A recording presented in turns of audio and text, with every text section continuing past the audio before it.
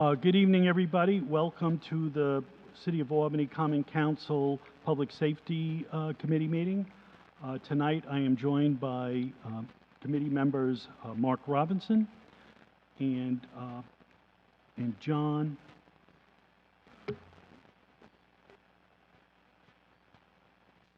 That's right. And committee member John Williamson. And I apologize for the brain freeze. We're also joined tonight by our counsel, Robert Wenner, and Carly Johnson, our legislative assistant. Yeah. All right, and tonight we have two things on the agenda. First is going to be to talk about nominations for the Community Police Review Board. And second, we are going to watch a training film that the Albany Police Department's latest class that graduated put together, and I think it's good for the committee to be able to see the training that the police department has to go through. All right, to start, we want to go into executive session so we can discuss a personnel matter. Do I have a motion? Thank you. And second, motion by Mark Robinson and second by John Williamson. All in favor, say aye. Aye. Thank you.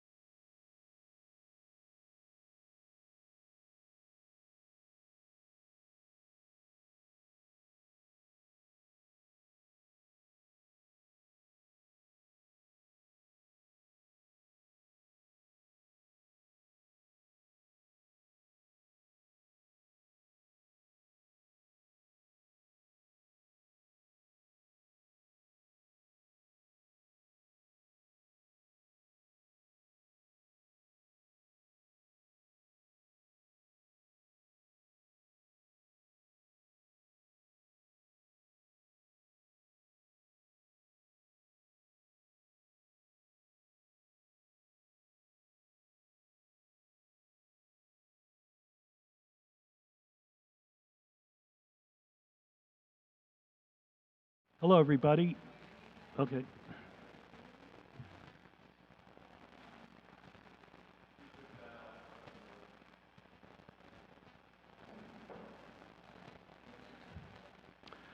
Good evening, everybody. We are out of exec session. We did have a discussion on a personnel matter. So at this point, I'm going to open it up for a nomination for the person we had discussed in exec session to be placed on the CPRB.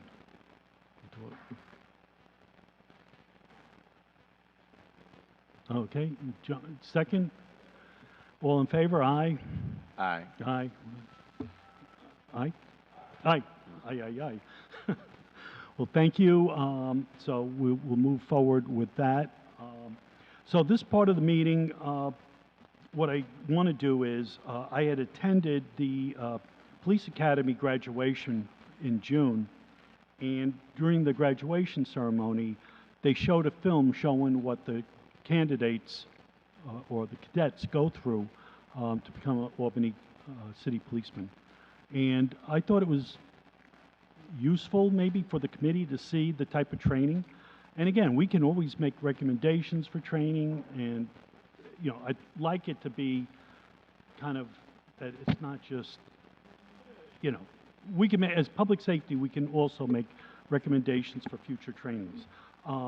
So with that, I'm going to go ahead and we'll start up this video. Yes, sir.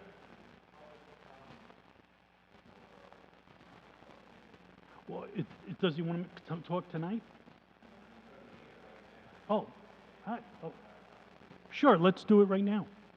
So we'll hold off on the film for now, and we're going to have public comment.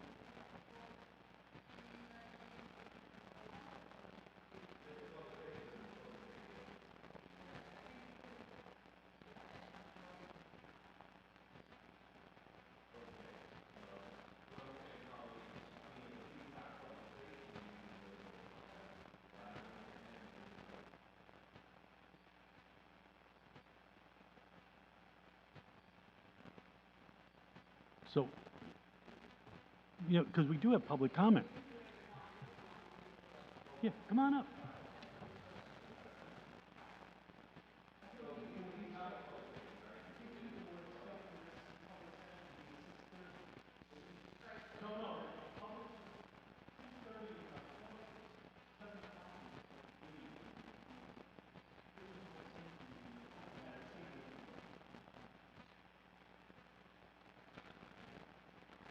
Yeah, just give your name and where you live and in your comment.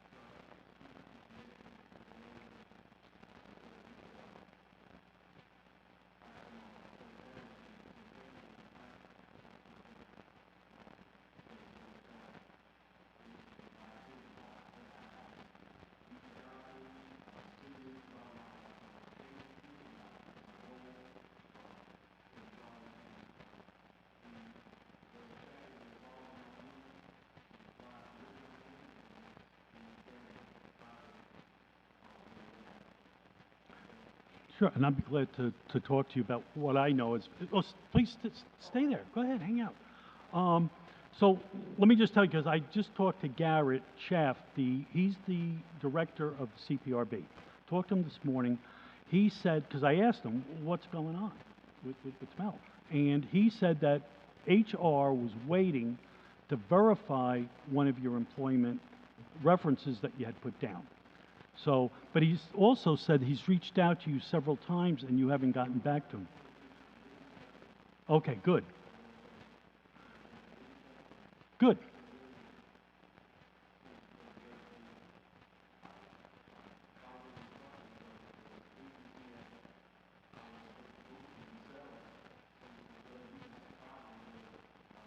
Yeah, well, the agency is actually HR. We don't do background checks.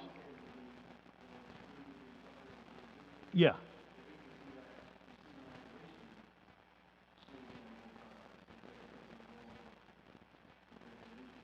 okay.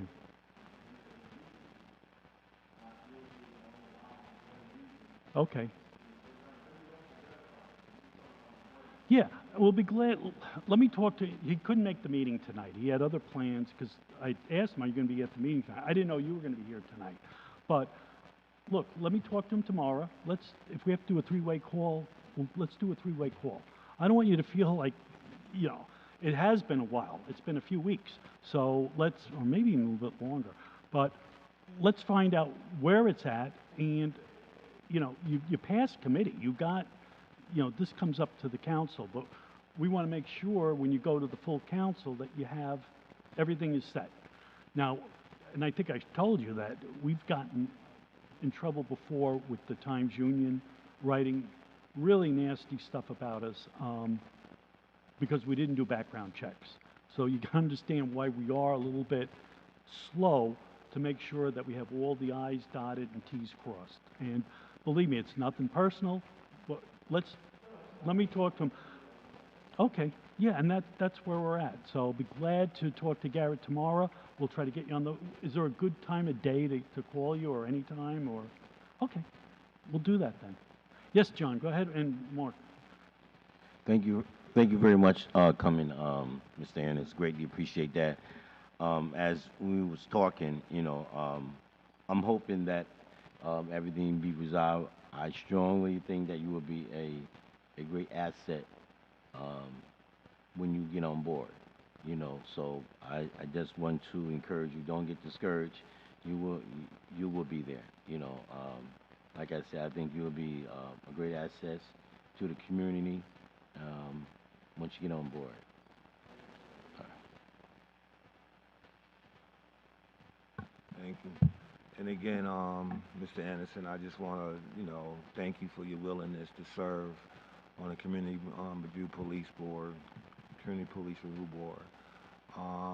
I know how passionate you are about right and wrong, and I know from your character and from your work in the community how you stand strong for standing for what's right and speaking out against what's wrong. I agree with my colleague. I know that you'll be a great asset. I know that you'll be the eyes and the ears of the community because you are embedded in the community. I know that you will have a laser focus because of your lived experience with police misconduct. And also, I just want you to really, be aware of, the role that you will play and how, you know, you know, under a normal day, if something is wrong or something you feel that is wrong, you know, and there's a social media thread behind something that may have took place, I ask that you be very mindful, right, when you go in and you decide, if you decide to add your input, because right now you know what I'm saying, you are serving, you are on a board where, you can't rush the judge, you know what I'm saying, without actually really looking at the facts and circumstance of the situation.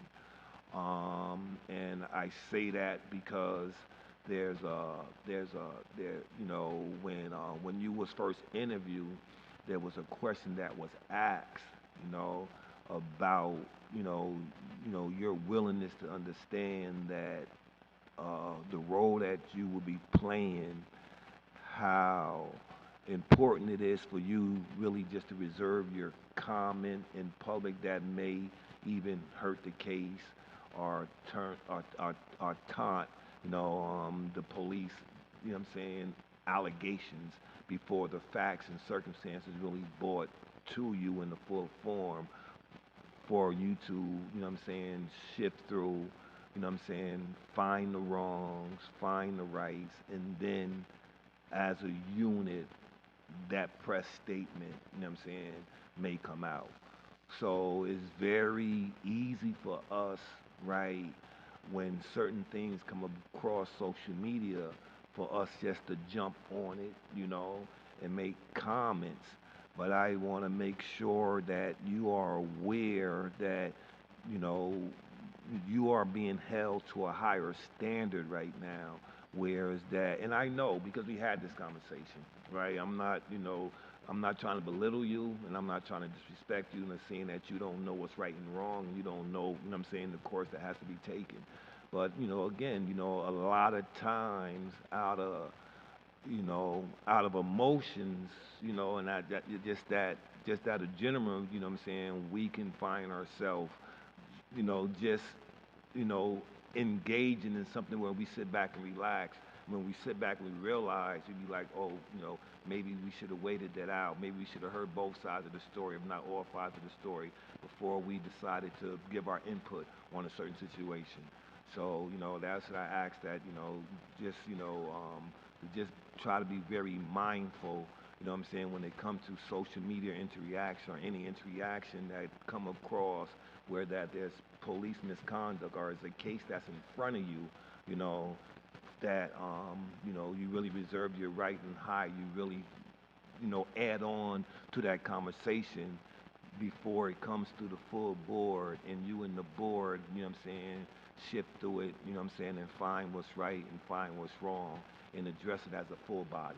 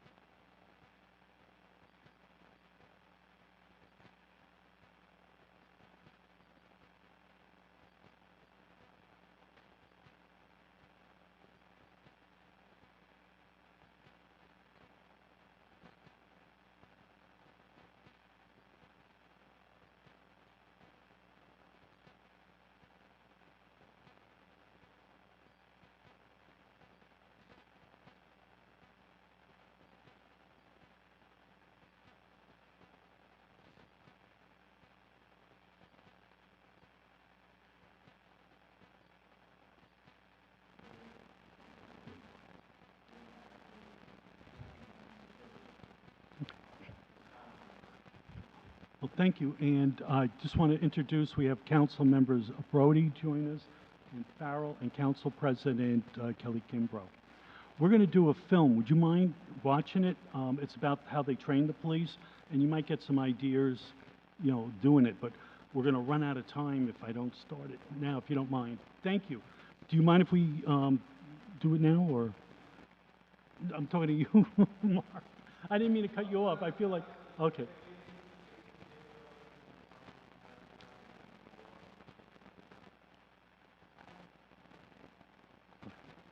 Okay. Let's start the film so I can close this meeting out. Thank you. Thank you. We'll get back to you tomorrow. I promise you. Kelly, I don't know if you want to watch it or not.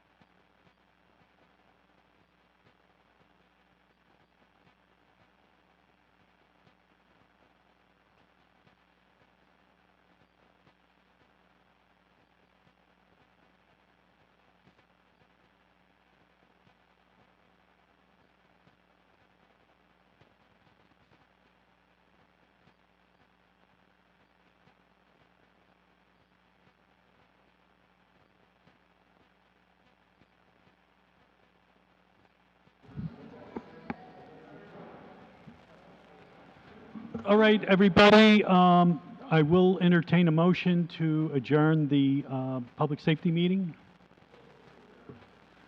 All in favor, say aye. Aye. Thank you all.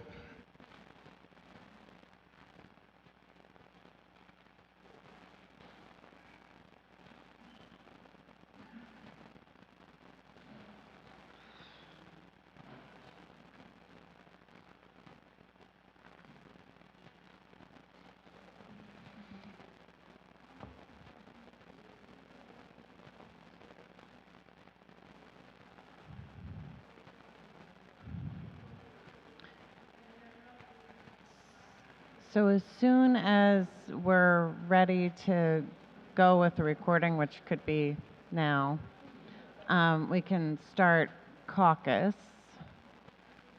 We're good to go. So, Mr. Jimenez, do you mind calling the roll and all of that good stuff? Adams. Anane. Ballerin. Brody. Present. Farrell. Here. Flynn. Here. Hoey. Present. Johnson. Jones. Keegan. Here. Lumpkin. Present. Powell. Robinson.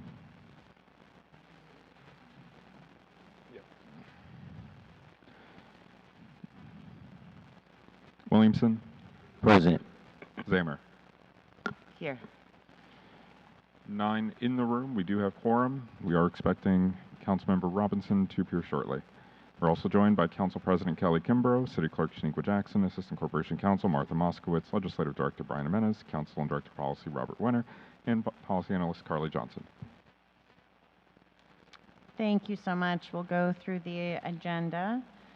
And I just will note quickly before we go into that, Councilmember Hoey showed a video of from what our officers go through during training, things like that. It is a really good video that definitely recommend people watching. So I will make sure that I'm not sure if we're able to share that publicly or not. I'm going to but see, you have to have permissions. But what I can do is ask for permissions for the full council. yeah, and I'll do yeah, that. at the very least, I think that would be a good thing. So to go through the agenda, we'll be approving the July 6, 2026 minutes and local laws introduced from Councilmember Flynn, Local Law O of 2026, which will go to law. That is a local law regarding ranked choice voting for the city of Albany. Did you want to say anything on that tonight? All I want to say is I'm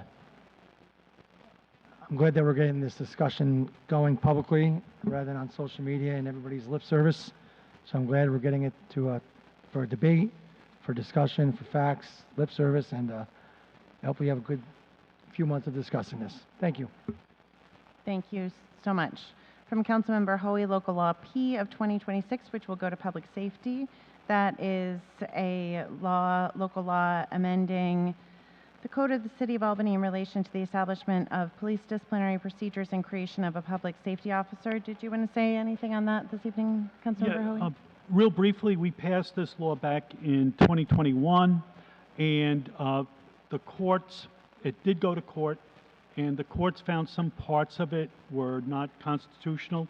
So we've made changes, and we're going to bring it back to the council. But there will be a full discussion explaining exactly what parts were considered not constitutional, and we'll take it from there. Thank you so much. In local, oh, Councilmember Keegan? I had a quick question on that because that's also related to our disciplinary procedures. Do we know what we're doing in the meantime to be able to proceed with disciplinary cases? Do we know? And I'm sorry, with the noise, I couldn't hear the first part of the question.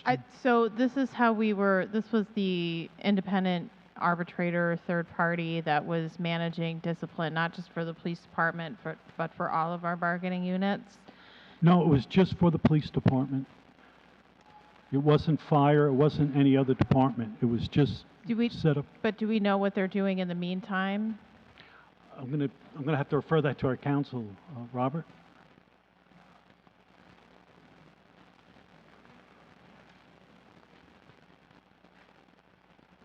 I don't think anyone up here has been working on this particular matter, but we can look into it and report back. Can we try and get an answer on that at Yes. the next? I mean, and this will come up during committee. We'll be glad to really fully discuss it. Thank you.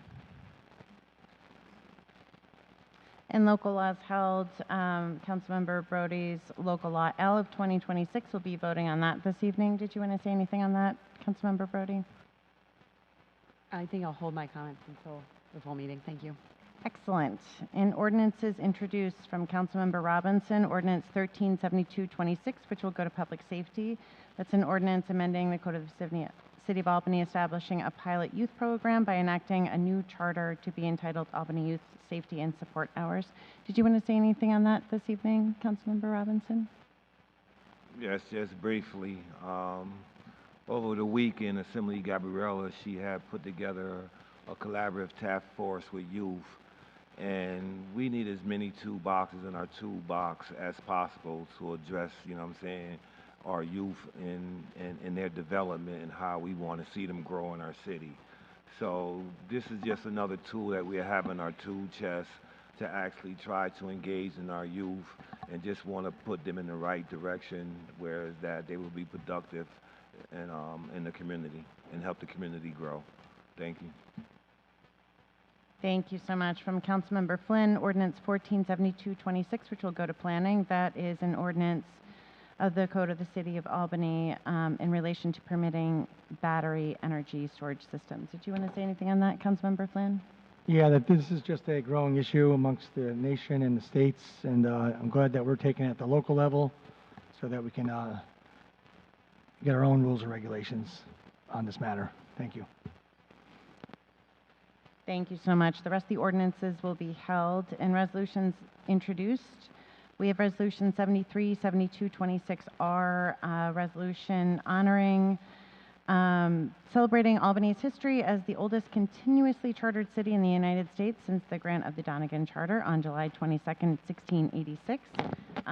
We did want to all be co-sponsors in Caucus. I just want to confirm that this evening. Everybody wants to be co-sponsors. That looks like a yes. Excellent. We will be all co-sponsors on that, Councilmember or Council President.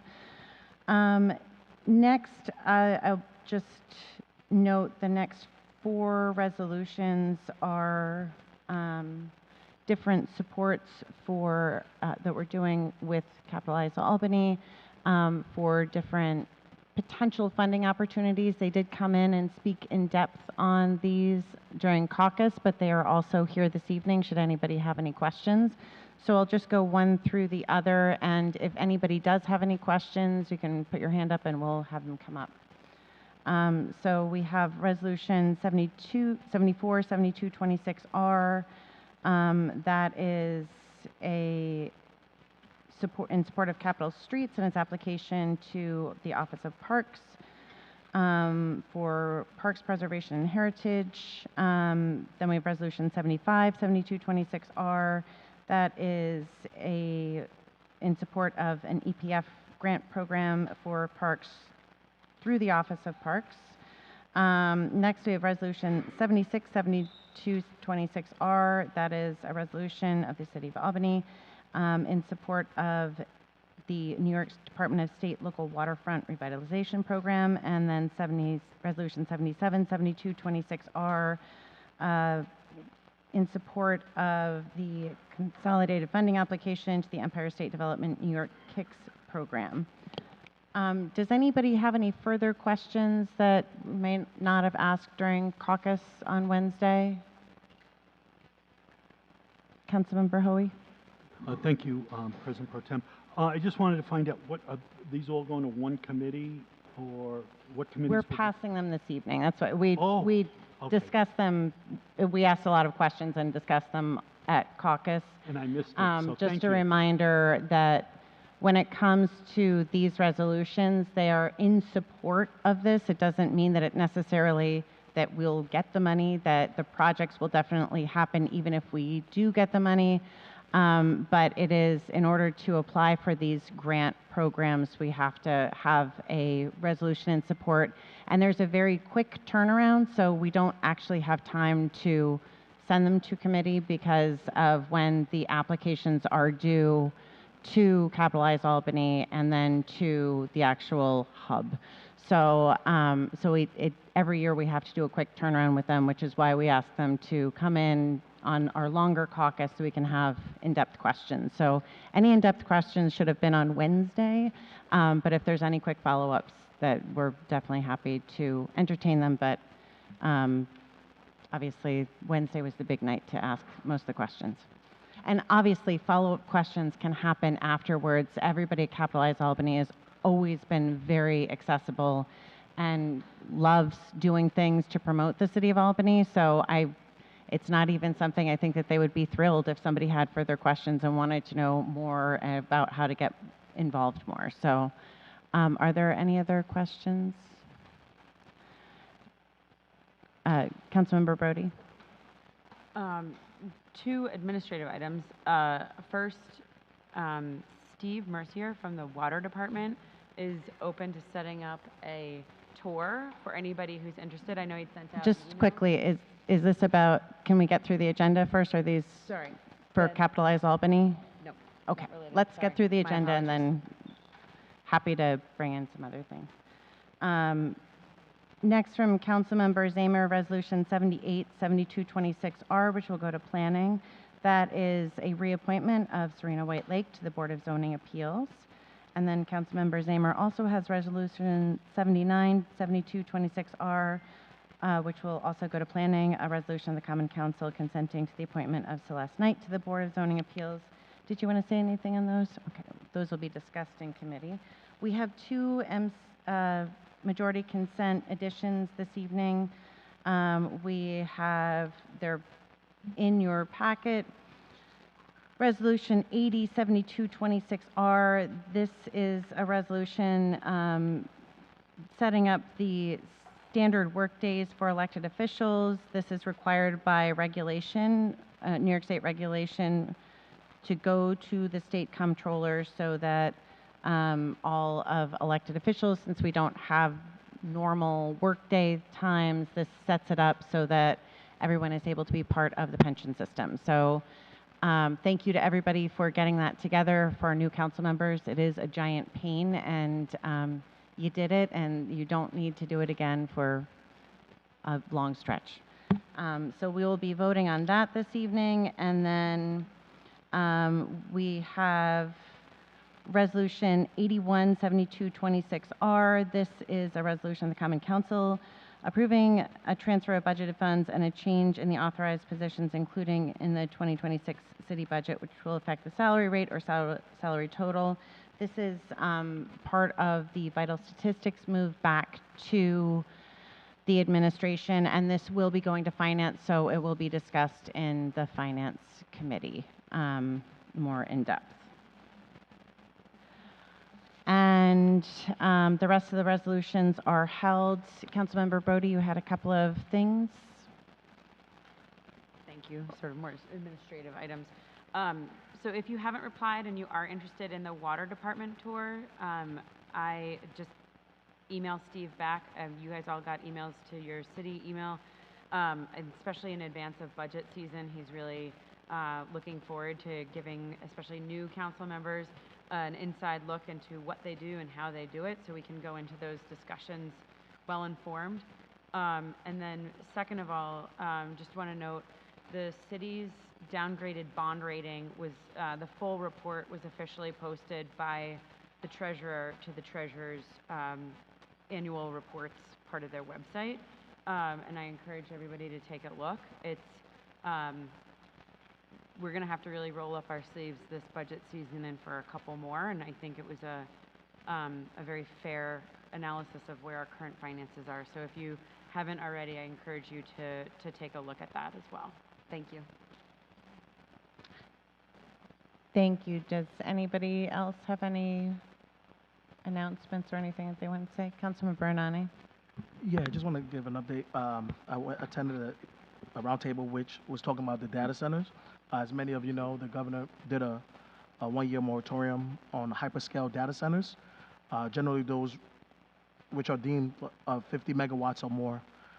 During the pause, the state plans to develop a regulatory framework for future projects. And something that the governor expressed at the roundtable is that, and particularly with the resolution that we passed here, is really being concerned about, electrical grid, high electricity costs, addressing concerns about our water use, land use, and our environmental impacts.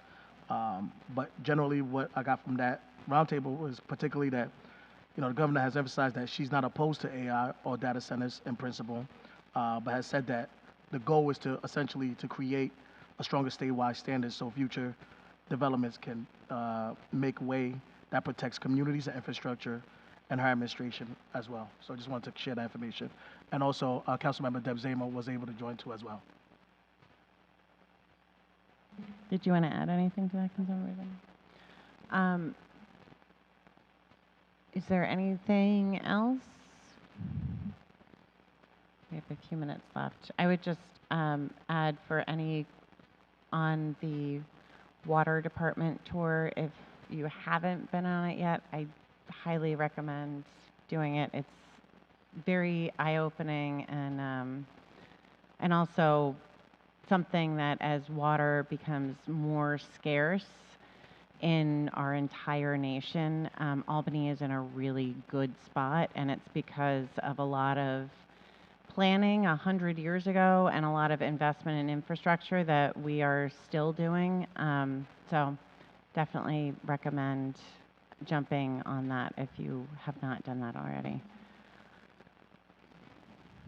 Okay, so with that, especially for the council members that were in the public safety, you might want to stretch your legs, and we'll be back at 7 o'clock.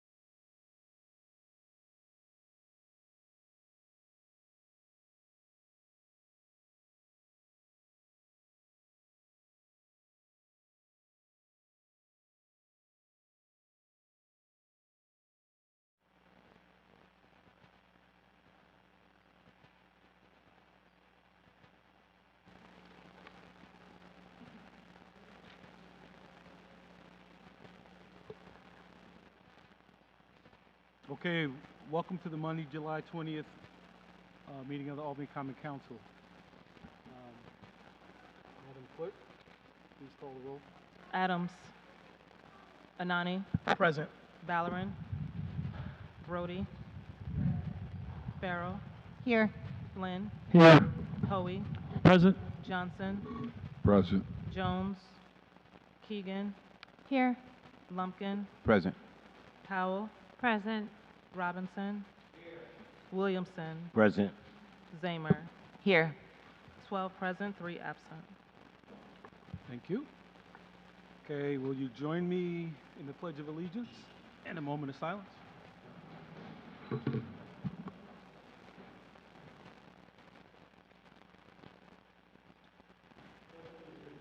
the flag of the United States of America and to the republic for which it stands, one nation, under God, indivisible, with liberty and justice for all.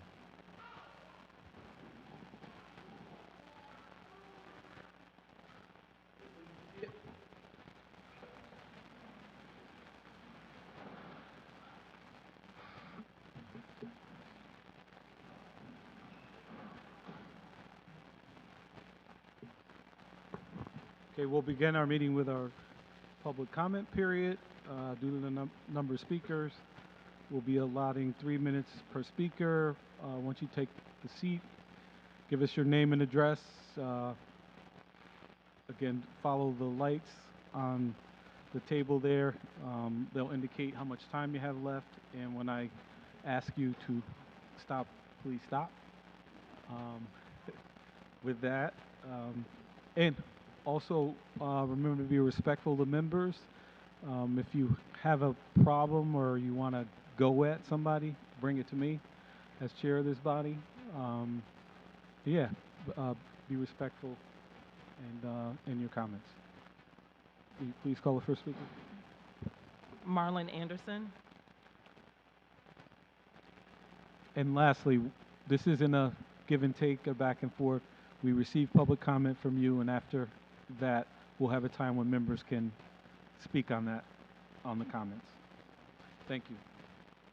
Welcome, Mr. Anderson.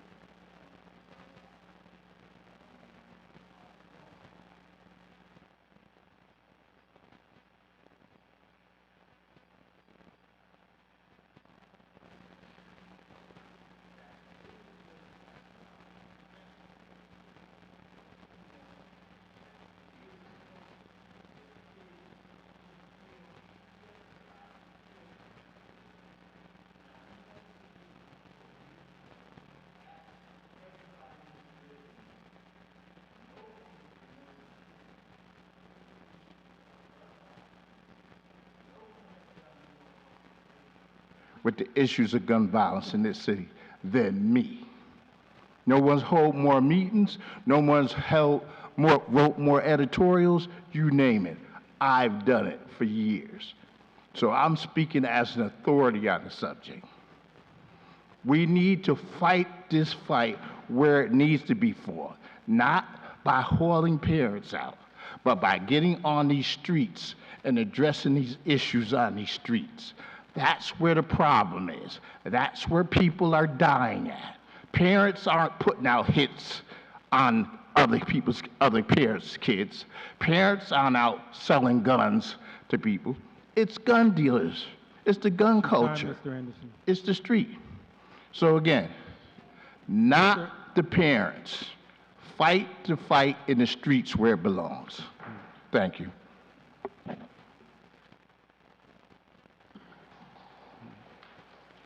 Our next speaker is former council member Richard Conti.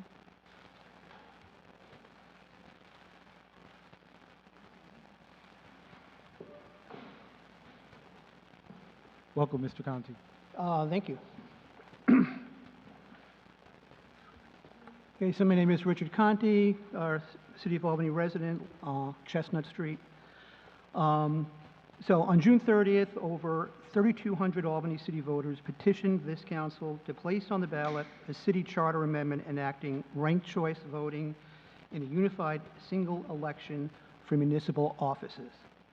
I'm here tonight to fully endorse that request. According to the National League of Cities, fully 75% of municipalities nationwide hold nonpartisan elections for municipal office. 23 of the 30 largest U.S. cities use nonpartisan elections. Nonpartisan elections represent progressive good government reform where elections focus on issues and problem solving versus party labels. The current primary system in Albany disenfranchises a significant number of voters from the electoral process. And primary systems are designed to focus voter outreach only on those who are likely to vote, thus further limiting electoral participation in already low voter turnout elections. And if you're an unaffiliated voter, your vote and your opinion is not likely to be a priority in a municipal general election. A single, uniform, nonpartisan election with ranked choice voting is more inclusive, gives every voter an equal voice, and ensures majority winners without costly runoffs. Across the country, ranked choice voting is no longer experimental. It's used in over 60 jurisdictions, including 2 states, and has grown roughly 5-fold in the past decade. Cities that adopt it report higher voter satisfaction, more civil campaigns, and broader participation. Albany voters are ready for this. Let the people decide what our city should adopt, whether our city should adopt a fairer, more inclusive election system. Thank you. Thank you.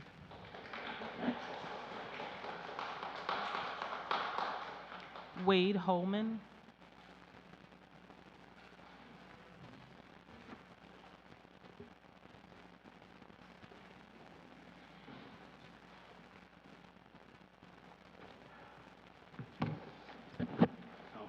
Hello, Council. Thank you for letting me comment today. My name is Wade, and I live on Delaware Avenue in Ward 7. I'm here today to speak in opposition to the Flock surveillance cameras positioned all around our city. Flock manufactures AI-powered automated license plate readers, or ALPRs. One thing I want to point out right away is that these cameras are all about surveillance, not safety. Surveillance of our friends, family, and neighbors without their consent. Flock collects and aggregates data on every passing vehicle, regardless if the driver is suspected of a crime or not, and owns that data in perpetuity, which they provide to law enforcement agencies through their nationwide lookup service. This is a blatant violation of our Fourth Amendment. On my way to and from work, I pass 5 Flock cameras each way over a 4-mile commute down Madison. Whenever I visit my girlfriend, I pass 4 more each way, so that's 9 every day each way. These cameras go beyond being simple license plate readers. They not only take pictures of license plates, they also establish what's known as a vehicle fingerprint, noting the make and model of the car as well as other identifying factors such as roof racks, bumper stickers, and dents. On top of that, flock data has been used by law enforcement officers to stalk ex-partners and love interests with over a dozen documented cases across the U.S. A Kansas police chief used flock safety license plate readers to track his ex-girlfriend and her new boyfriend's vehicles for over 4 months. He later resigned. This is a recurring pattern enabled by infrastructure that was designed for addressing crime, but was deployed without the necessary safeguards the power of that scale demands. Flock was used by police in Texas to track a woman seeking medical care related to an abortion. A Johnson County, Texas sheriff used Flock's nationwide search for a woman he believed had an abortion, giving the search log reason, had an abortion, search for female. Data revealed that the officer searched cameras nationwide, searching 83,000 license plate readers to look for the woman. And police aren't the only ones abusing this technology. Flock Safety's own employees even tapped into live feeds at a Jewish community center in Dunwoody, Georgia, and viewed children in their gymnastics class and at the pool. Not for safety, not for security, but to impress potential customers during sales demonstrations. This is not acceptable by any means. Additionally, police departments around the country are performing lookups in Flock's AI-powered system for immigration-related searches as part of its ICE investigations, giving federal enforcement side door access to a tool that it currently does not have a formal contract for. There's much more that I could say about this mass surveillance company imposing a literal dragnet on everyday citizens using warrantless tracking, such as details about their predatory contracts, their technologies and the ability to be hacked, as well as municipalities all over the country canceling their Flock contracts. But I'll save that for another day.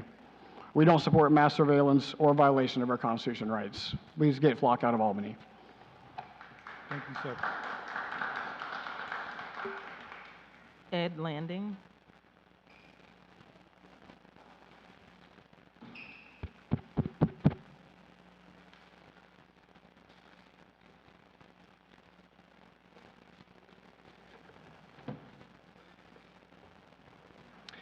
Yeah, okay, my name is Ed Landing. My career had been in the State Museum. I had been New York State paleontologist. I worked on early evolution of animals, whoop-de-doo. My predecessor was a guy called James Hall.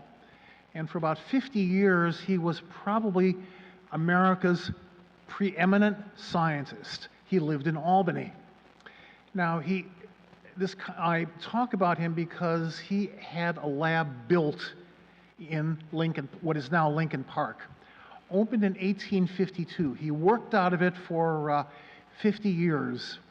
It was somehow acquired, though, in a park by the school board, which built the Sunshine School right next to it. Now, after about 2000, the school board lost any interest in it. It tried to sell it. It tried to sell it to the Albany Boys and Girls Club. That failed. Most recently, about 2019, as described in a little 3-page thing that we handed out to the council people, it was bought by a mysterious thing called Future is Bright, which is on Washington Avenue. It was the James Hall lab was to become a center for community activity. Nothing happened to Albany. Albany, you dropped the ball. The school board dropped the ball. Now, most recently, this site, which is a National Historic Site, it was made a National Historic Site in the bicentennial. 2 days after the sesquicentennial, it's burned. Where have you been, Albany, in preserving this scientific heritage? Now, I think this place should be secured. There should be a security camera.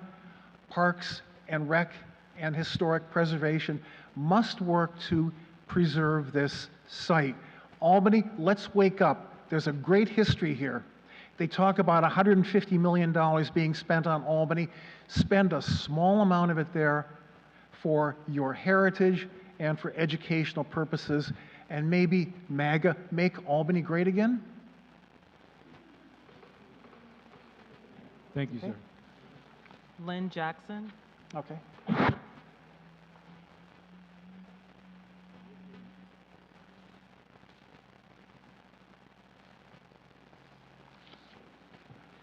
My name is Lynn Jackson. I live at 223 South Swan Street in Albany. First, I would like to thank the Common Council for our beautiful pool in Lincoln Park. The pool is a joy to swim in. It is a wonderful and beautiful place, and it shows what our government can do for us. I love the pool. I would also like to thank the Common Council for the Lincoln Park Learning Garden. And the garden is so beautiful. If you have not been down there yet, I really suggest that you go. It's almost finished and it's beautiful, and I hope people in Albany really like it. I have lived near Lincoln Park for more than 40 years. This pool, the pools, and the garden are really the first renovations and additions that have been done to the park since I moved in on South Swan Street in 1984. I'm here this evening to ask the Common Council to save another resource in the park, the James Hall Laboratory building. Ed Landing just described more about the building, but I think it's really important for us to save this building from the 1800s.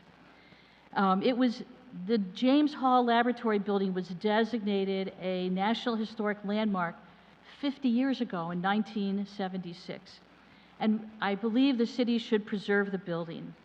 It would be a wonderful complement to our beautiful pool and the learning garden. I just see that building. It's a really cool building as part of that. James Hall was an American hero in science. In 1860, he broke with the dominant creation beliefs in proposing that Earth was not created as it now appears, but rather underwent successive mountain building and erosion episodes through an interval far longer than what was recorded in the Bible. One of the kiosks in our Lincoln Park Learning Garden explains the geology of the park. This kiosk is located so that the reader can see the bedrock outcropping in the park. So this laboratory of a geologist also relates to what is actually in Lincoln Park. I think it's very important in this day and age that we preserve our history, and especially that we preserve our science history. Albany is a very old and historic city, and saving the James Hall Laboratory would save another important piece of Albany's history. Thank you very much. Thank you, ma'am. Yvette Alfonso.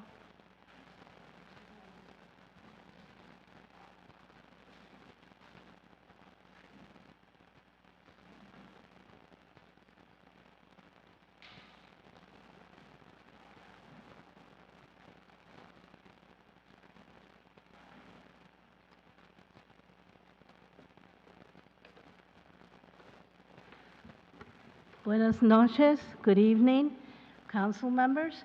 Some of you who know me have not seen me in a while. I've been out of commission for the better part of this year, undergoing several surgeries, and I haven't been out much in public, but I thought this topic I wanted to address was important enough for me to come out.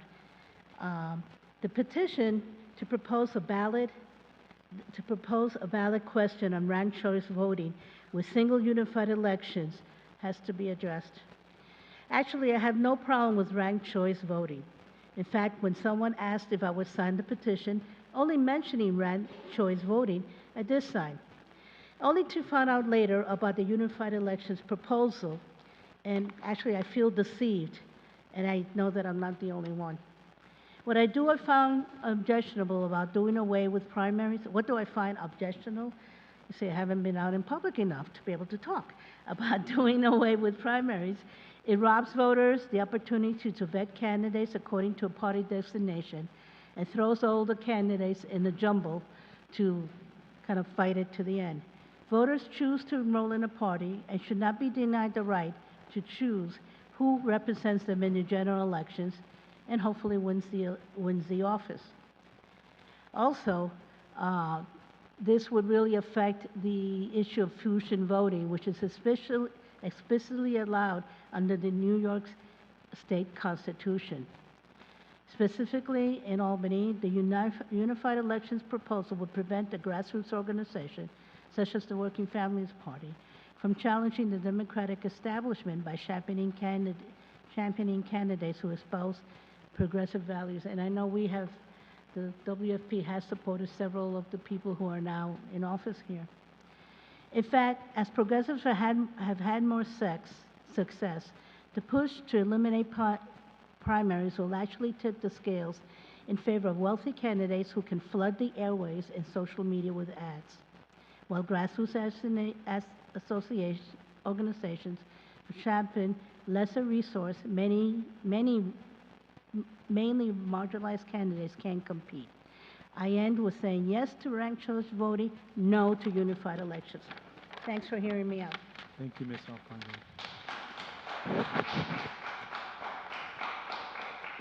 Andy Kyer.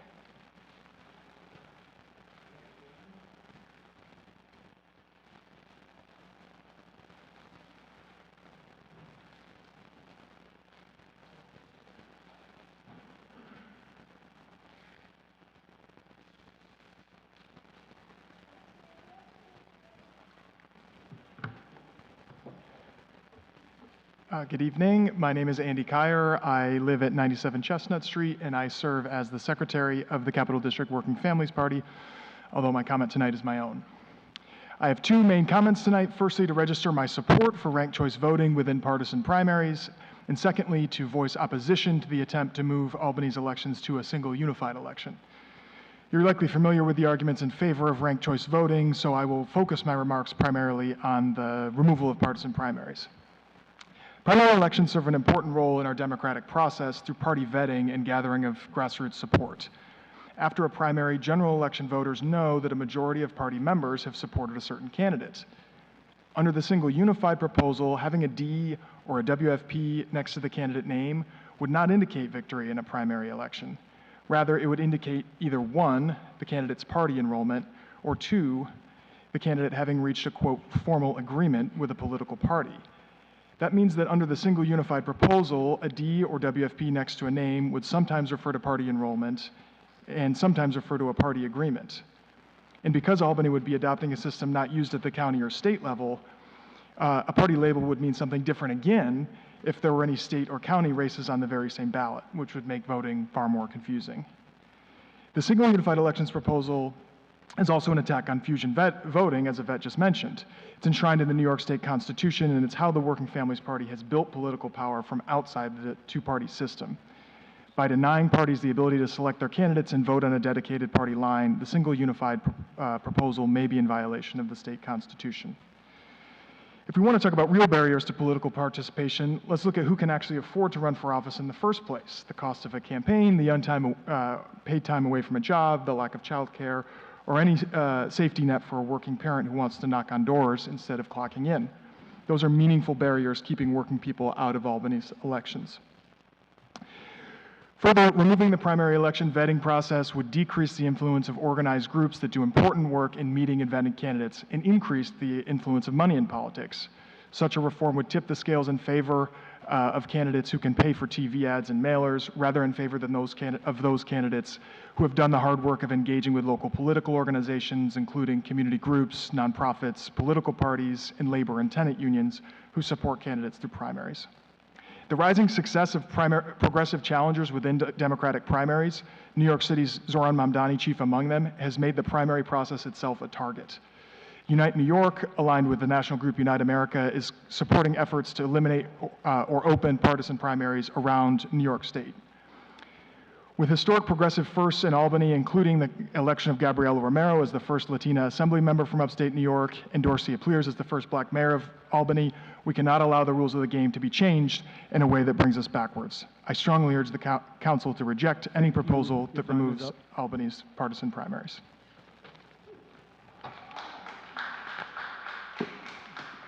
Eric Poe.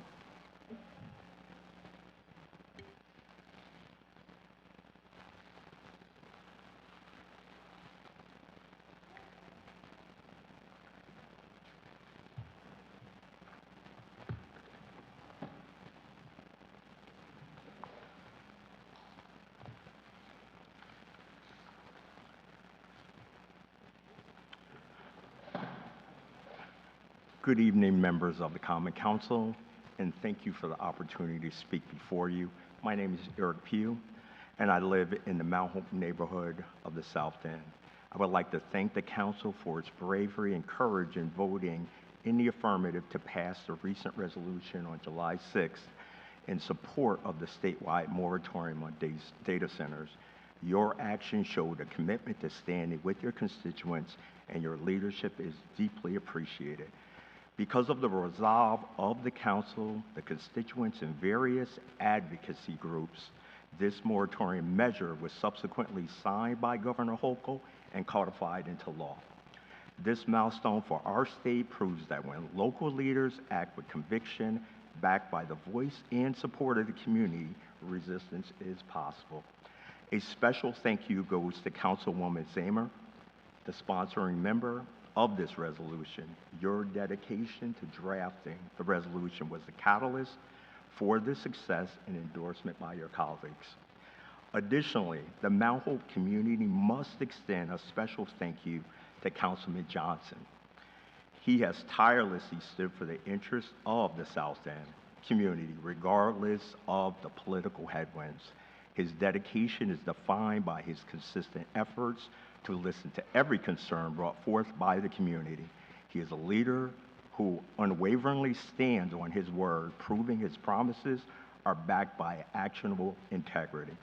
His reliability ensures that the Mount Hope community and South End will always have a fierce advocate in City Hall.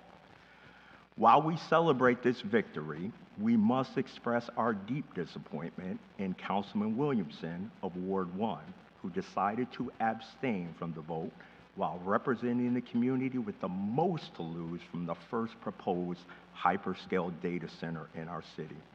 An elected official's primary interest should always be to act on the best interests of his community. Choosing silence on a critical matter that directly impacts the Mount Hope community creates profound uncertainty in his ability to appropriately represent Ward 1 going forward. By refusing to cast a vote, Councilman Williams' silence presents an image of being either politically conflicted or willfully ignorant on the most significant issues the neighborhood has ever faced. In either event, such a posture is entirely unacceptable for a representative elected to lead.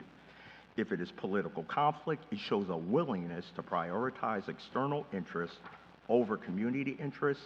If it is willful ignorance, it shows a disqualifying failure to do the basic homework required of the office. True representation requires active advocacy, not passive detachment. By failing to take a stand on this issue, Councilman Williamson has shown an inability to lead when it matters most. Thank you again for every council member voting yes for choosing courage, objectivity, That's your time, sir. and community welfare over political convenience. You need to stop, okay? Mr. President? Yes. Point of information and privilege. At the beginning of the public comment, you said people should not attack members of this council. And Yes. I will not sit here tonight and have my fellow members attacked. Thank you. And I think we need to step up. Thank you, Mr. Hoey. Thank So I need folks to be mindful, and again, I did bring this up in the beginning. We're being respectful here, and I'll stop you if you're attacking our members, okay? Just be mindful of that as you sit down and speak moving forward. Audrey Lyman.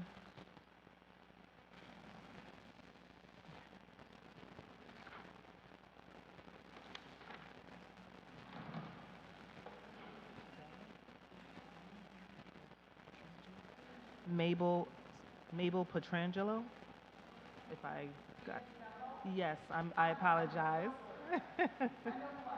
Okay.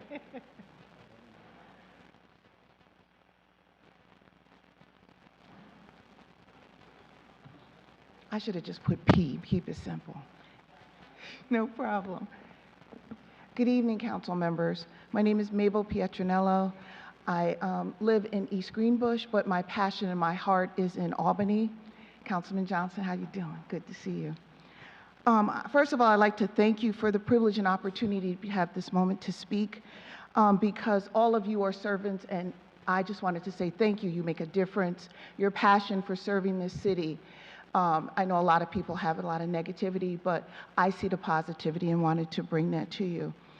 There's a program called SEAT, and hopefully you'll get to know more about that. But I'm one of the ambassadors of SEAT.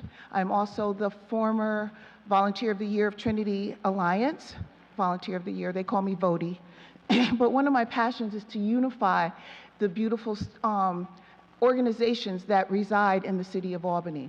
A lot of us have programs that are just not unified, so they use me as one of the vessels to connect. So SEAT has come, they've entered into our community downtown, and they have embraced our community. They have opened their doors, and I just love them. And so that's why they allow me to be their ambassador. We have Dancing with the Elders on Wednesdays from 2:30 to 3:30. SEAT has the parking lot from Hattie's. They allow the seniors to park there so that we don't have a long walk. And when they were doing construction on Trinity, SEAT welcomed them. They open their doors so that organizations who need a place to meet at can go there. They do catering, and I have cards if you'd like that information too. But they're wonderful. But the biggest thing is that they have a program for the culinary for youth 18 to 22 who may not be college material, who tried or whatever. It's free. And we need you to know that this group of students are being helped. And it's not that they just go there, but they are welcome there, and they're a family, and they make a difference there. The other thing about is it's intergenerational. The SEAT program came to the Ruby Youth Block Party, which I'm always here talking about because that's my mama. And they came. Giffen School came and danced with us. We celebrated 20 years of Dancing with the Elders, which is down there. There's a lot of life. And SEAT has come in, and they have basically gave CPR to that neighborhood. So I'm just a big fan. And in closing, because I see my time is almost up, they have a pledge that they do every single morning. It is with the staff, it is with the youth, and it really gets them going. I'm going to share it with you and close. As a community, we are engaged in a united struggle to overcome the social, political, economic, educational, and spiritual inequities which threaten to destroy us as a community. We pledge our commitment to transform our lives and communities, to get up, dress up, and never give up, to develop our potentials as leaders and positive role models. All this we do with appreciation, love, dignity, respect, and knowing there is a purpose for our lives. That is the SEAT pledge. I hope that we grow into it as a community. Thank you. Lee Newberg.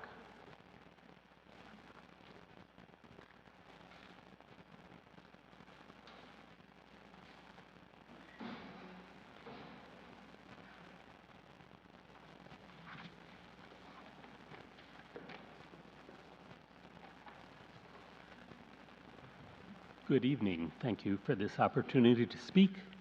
My name is Lee Newberg, and I live in the 14th Ward. I'm here to speak about ranked choice voting and a single unified election. I see that there is legislation to let Albany voters decide whether we want ranked choice voting and a single unified, the legislation does not include the single unified election. I think that it is on the right track, and I thank you for that. However, I think that we should do better by also eliminating the primary election, and I'll give you two of my several reasons. My first reason is that 3,200 Albany voters signed a petition asking for ranked choice voting and a single unified election. That's an average of more than 200 voters per ward that has requested that all Albany voters be given the chance to vote this idea up or down. The petitions have demonstrated that the interest is there and that it is intense. Now is the time to let all Albany voters decide yay or nay. My second reason for a single unified election is more obvious when we look at the national level because it happens so often there. I am a Democrat and have always been, but here's the problem. I usually have a dilemma when it comes to choosing a presidential candidate in the Democratic primary. Do I vote for the candidate I like best, or do I vote for the most electable candidate, the one who I think will have the best chance in November? Does that happen to you? With ranked choice voting in a single unified election, my dilemma goes away. I vote for my favorite first. If my favorite wins, that's the best outcome. But if my candidate doesn't make it, instead of 4 years of a Republican administration, my vote shifts to my next favorite Democrat, and so on as necessary. I can vote for my favorite without being a spoiler who lets the Republican win. In summary, I urge you to move forward with allowing Albany voters an up or down vote on ranked choice voting in a single unified election. It is what an average of more than 200 voters per ward have asked you to do.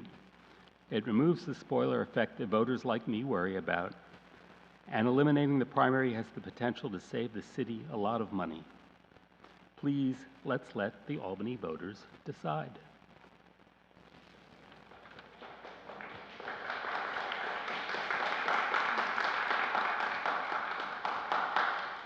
Craig Reed.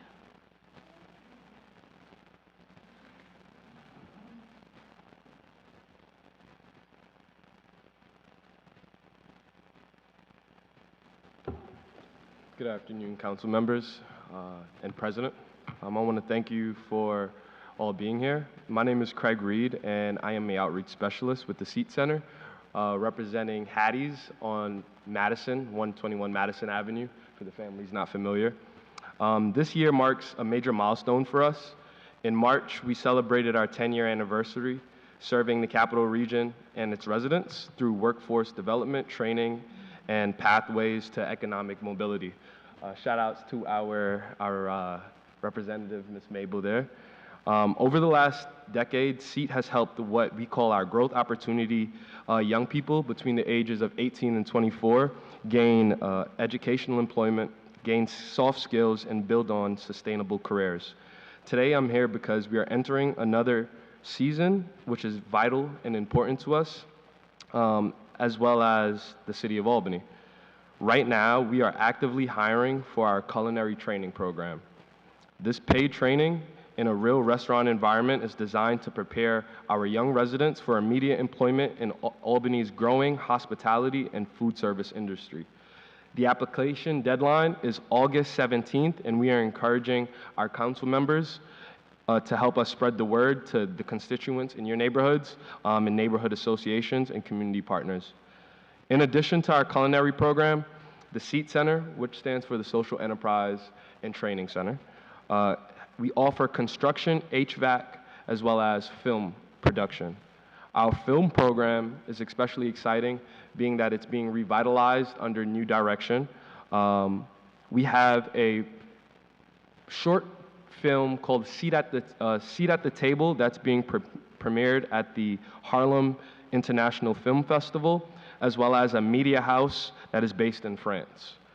Those are just two of the most notable film premieres that we're going to be showing this film that our young people starred in, as well as help behind the scenes production. SEAT is not simply just teaching technical skills. We are building confidence, creating a network, and helping residents see a future for themselves here in Albany and in the Capital Region. Every participant moves into employment, represents a stronger family, a safer neighborhood, and a stronger local community. As council members, you guys are uniquely positioned to help connect residents to these opportunities. Whether through referrals, community outreach, or partnerships, your support can help ensure that more Albany residents benefit from these programs and producing measurable results, such as Gabrielle Romero, she's doing the youth program pilot. We are also here looking to do the same. Help us share the culinary program opportunity before August 17th deadline to encourage our young people to get on board and find a career for themselves. Let's continue to expand the social enterprise and training opportunity into the Albany region. And I want to thank you guys for hearing us out. And thank you, Ms. Deborah, as well.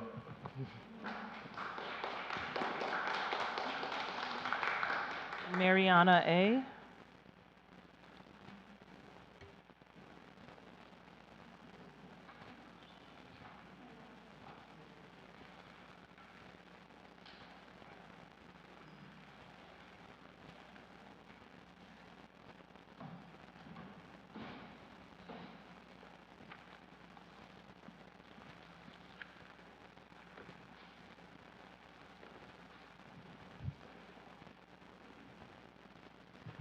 Hello, everyone.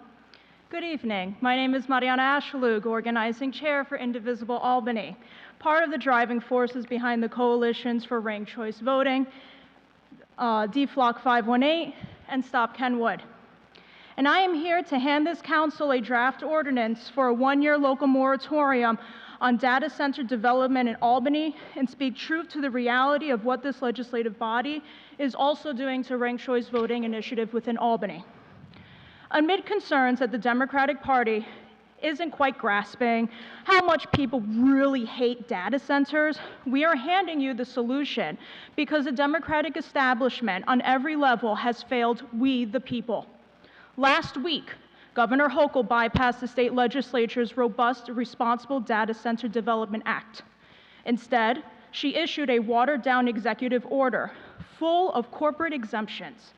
Unsurprisingly, the Kenwood developers immediately called her order a positive development. Are we kidding? The governor's order will not save Albany from Kenwood. Our future is entirely back in your hands, and quite frankly, we are tired of this game of ping pong. Neighboring communities get it. East Greenbush just enacted its own moratorium, and Guilderland addresses one tomorrow night. Tonight, Albany must follow suit, and Indivisible Albany is giving you the legislative foundation to do so. Instead of engaging in political theater and affirmations, this body could have and should have worked on a data center moratorium for the people of this city. Nobody wants this data center in our community. Because this council has failed to act, Indivisible Albany has done the work for you. And now look at what we are doing with ranked choice voting. Over 3,200 Albany residents did the grueling grassroots work to bring real ranked choice voting unified election petition right to your door. But instead of respecting the voters, this council is pushing its own watered-down version, vastly different, and a substitute designed to protect the political machine rather than empower the electorate. Look at the choice before you tonight. Look at who you are serving. You can choose to protect the political machine, or you can choose to protect the people that live here and vote. I urge this council to again reject what I coined to be trickle-down politics. Accept this draft legislation, pass a local moratorium to halt Kenwood, advance the genuine ranked choice voting measure that the people actually signed, and let the people, not the party, decide this November. Do your jobs. Thank you. Thank you.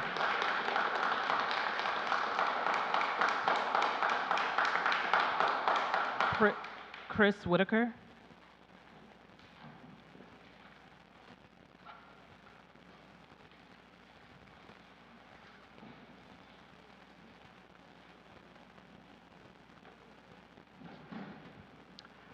Good evening, everyone. My name is Chris Whitaker. I'm from Ward 7, 38 Ramos Street, and I'm here to speak in favor of ranked choice voting in an open, unified Albany election.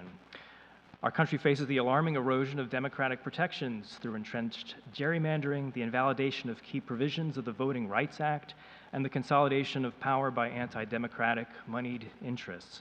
But we have a chance to swim upstream and do something positive for democracy here in Albany and foster more voter participation. If you believe in democracy, you must believe that when more people vote, the process will yield better candidates, better politics, and better results for Albany. And I'm not talking about personally more moderate candidates for myself, but candidates who must creatively build coalitions farther beyond traditional party power structures. I understand why that's uncomfortable to current elected officials. You got here through the current process, It would be a bold and courageous act to change the process to take away some degree of control and comfort from the parties and from you. But these are times that demand courage, even in tiny Albany. There's no better time to model that increasingly rare sentiment, country over party, and leave the democratic process better than you found it. So if you're going to help, please consider amending Councilman Flynn's proposal. Let's widen the gates and invite more of our citizens into a freer and fairer unified ranked choice election. Thank you for listening. Thank you.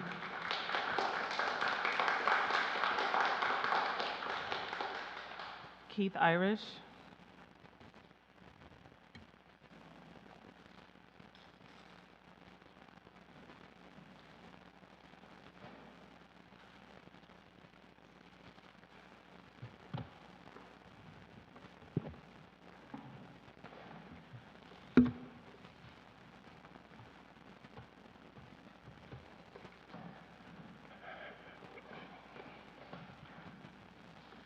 Good evening.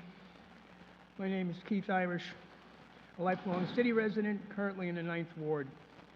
I'm going to read comments that I wrote for the last meeting that I had trouble displaying in a modified version.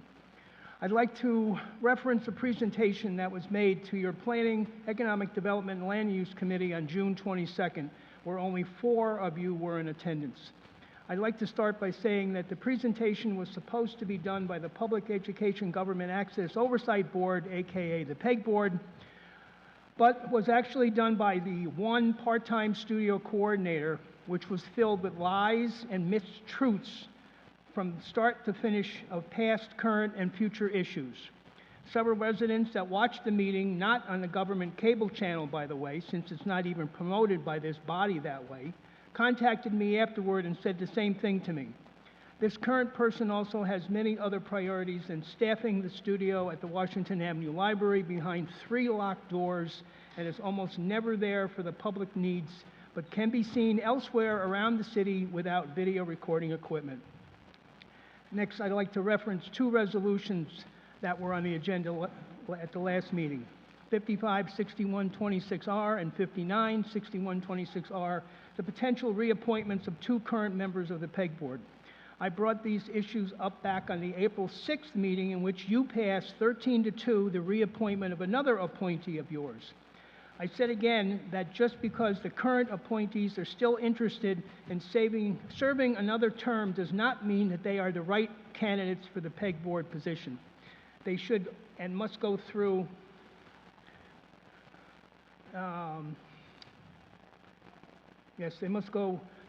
they should and must go through the same call for application or CFA process each and every time. Why? It's obvious that since they are your appointees to the PEG Board, you should want the best possible candidates appointed each time. After I made similar public comments at the April 6th meeting, when it was time to vote, 2 of the Planning Committee members spoke and frankly basically called me a liar on what I strongly suggested the Common Council does. Also, the Planning Committee is not the correct committee for these issues. In the past, there has always been an ad hoc PEG committee, but this time it was not done, and I did not care for the reasons stated by the Planning Committee, as those were also lies. As members of an ad hoc committee should also be Spectrum Cable subscribers and have knowledge of PEG operations and needs. I urge all of you to vote no, which only 2 of you did, on these 2 possible reappointments. Thank you. Eduardo Hernandez.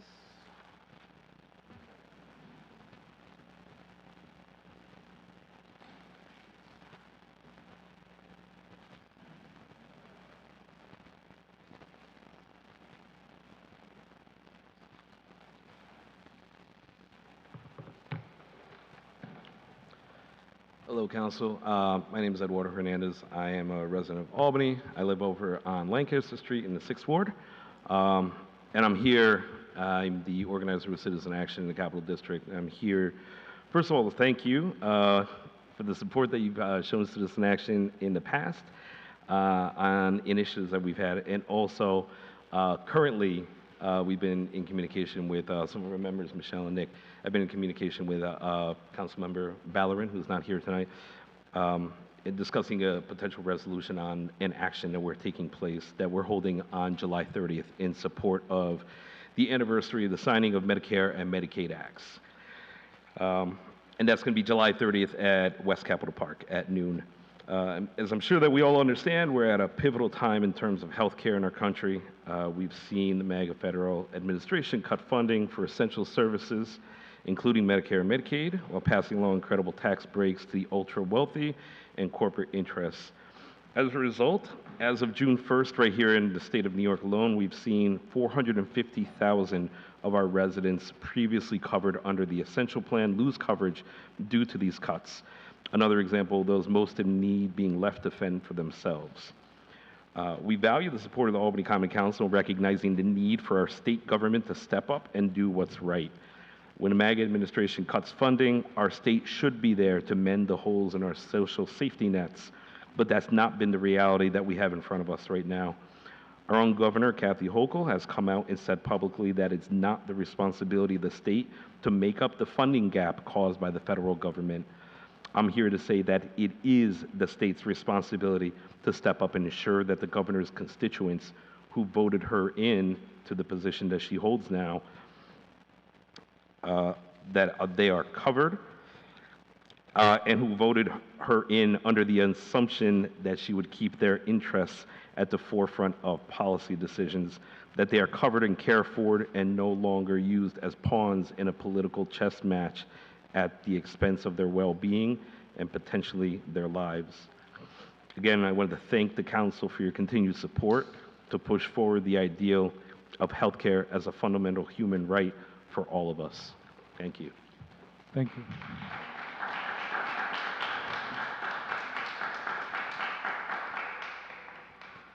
Dorian Salat.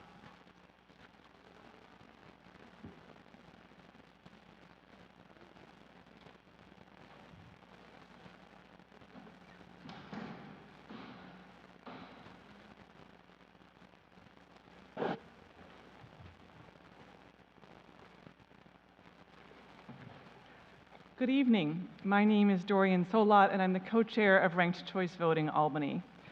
I really appreciate that ranked choice voting is now part of the conversation our city is having. That's exciting to me.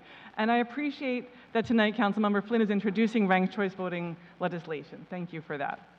To be honest, when I first started advocating for ranked choice voting for our city, I was probably imagining a model more like Councilmember Flynn's legislation. Just add ranked choice voting to our current election system. But then I spent the last year learning. I learned a lot. It was quite a journey. And I'll tell you what I learned that brought me to this conclusion that the model that our group is proposing, the single unified election with ranked choice voting that has so much support from voters in this city, is better, simpler, cheaper, and more inclusive. Here's what I learned. Number one, I learned that in citywide elections, the winner of the Democratic primary always wins the general election. So I realized that really the Democratic primary has become the general election because it is the election that determines all the outcomes. Number two, I was surprised to learn, I did not realize, how many registered voters in our city choose not to affiliate with a political party. 23% of our voters in the city of Albany are independent, mostly younger people. And even though I am a registered Democrat, I understand feeling really frustrated with our two-party system. I sympathize with all those young people who are like, I don't want to be part of it. And that percentage of younger people who are choosing not to be part of a political party, that is growing every year. And even though I am a Democrat, and I do have the right to vote in the election that decides all the outcomes, the more I thought about it over this past year, the more it just didn't seem right. It didn't feel democratic that this city has all these registered voters who don't have a say. There is no law that says you have to join a political party to have a right to vote. And then I learned that the model of the all-voter November election using ranked choice voting, the model we are proposing, is the most common way to do ranked choice voting. In the cities that are already using this model, the Democratic Party and very progressive minor parties are alive and well. In Minneapolis, in San Francisco, in Burlington, Vermont, in Portland, Maine, and many others. These are very blue cities. The sky did not fall. The organizing is still happening. They are doing democracy right and letting voters have a voice in city elections. It's also really important to remember that our majority-minority wards have a higher percentage of unaffiliated voters than our whitest wards.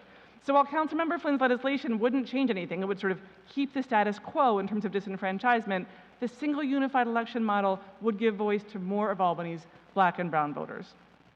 So I urge Councilmember Flynn to amend his legislation to be sure that every voter gets a voice.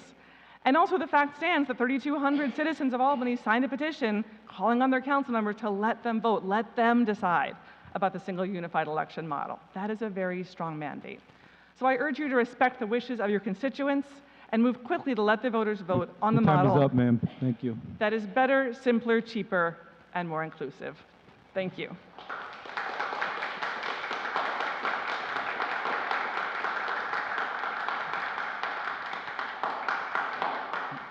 Violetta De Rosa.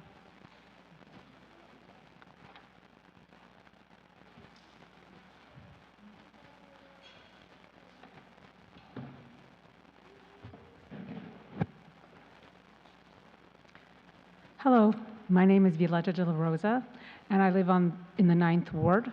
I'm on Grove Avenue.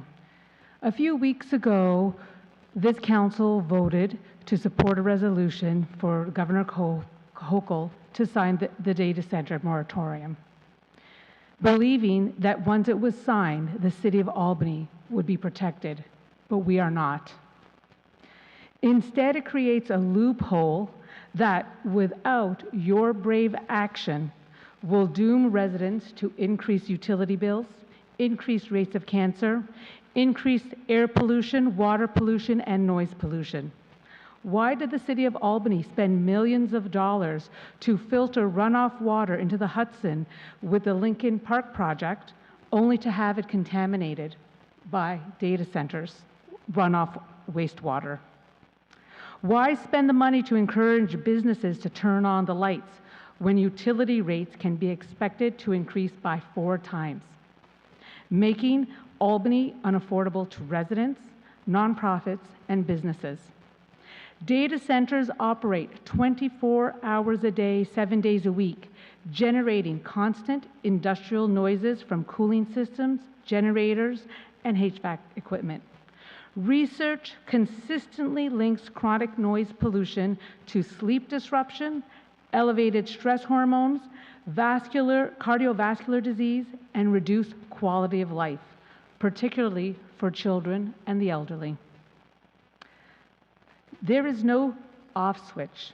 Once a data center is operating, the community will have to live with the damage permanently.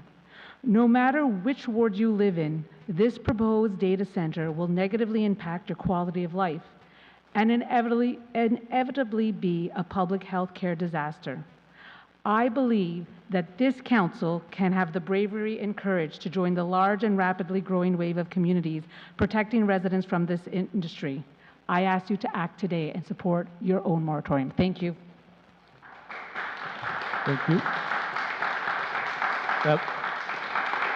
That was the last public speaker, so our public comment is now closed. So we will move into comments from members.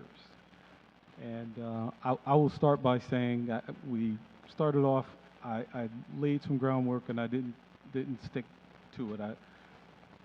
I have no issue with folks being critical of members. I don't. But there were some words that Mr. Pugh used in there that were that I do take exception with, and I missed them. And I apologize to the body for that. But again, I'm not going to stop people from criticizing you. But yeah, that was a bridge too far. So, any further comments from members? Mr. Flynn, and then Mr. Robinson. Thank you. First, I want to thank all the RCV folks for coming down to speak publicly. Part of my intention of my legislation is to get 2 sides to the story. There's the one side and the other one. In order to have good legislation, sometimes you have to have one legislation and sometimes you have to have another legislation. And what that does, it allows the whole public to come in and give their facts, give their data like you guys all did today. Give us your data, which is great. The 3,200 signatures, that's great. You guys all did that. You know, I want to thank Shaniqua and her staff because she's got to go through all of them. You know, I don't know if you know, she's got to make sure they're all legal. You know, it's great you submitted 3,200, but I'm sure we can find 100 or two that are invalid, but that's a whole different process. I'm glad that we're going to have these meetings. I don't know if you guys noticed, this is going to go to Law Committee, and we're going to have many meetings about this, my legislation and the petition that was filed. So thanks to the press for educating people on this, on RCV. As you all learned, probably some tonight, there's many forms of RC voting. It's just not single unified. There's many ways to do it. There's many ways the Albany County Board of Elections can administer it. And these are the discussions that we're going to have in our committee so that we can come up with the best solution and the best version for the city of Albany. Thank you. Mr. Robinson. Thank you, Mr. President. I would just want to have some clarification to one of the speakers that came and spoke about the parental responsibility bill. That bill is not on the table in the city.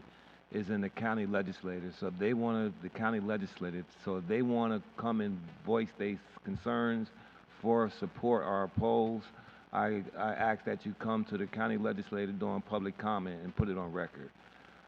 That bill is not in the city, it's with the county. Thank you. Ms. Farrell.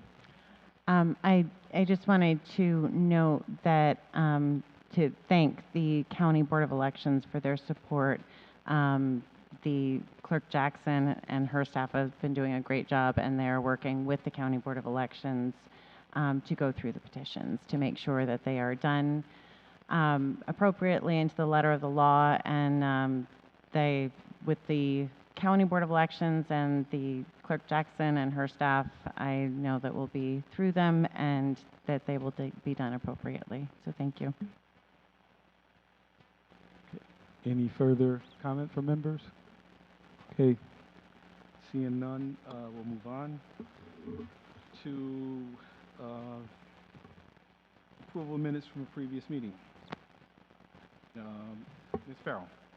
Thank you, Mr. President. I offer the July 6, 2026 minutes for approval. Second. Okay, all in favor? Aye. Aye. Aye. Okay. The motion passes.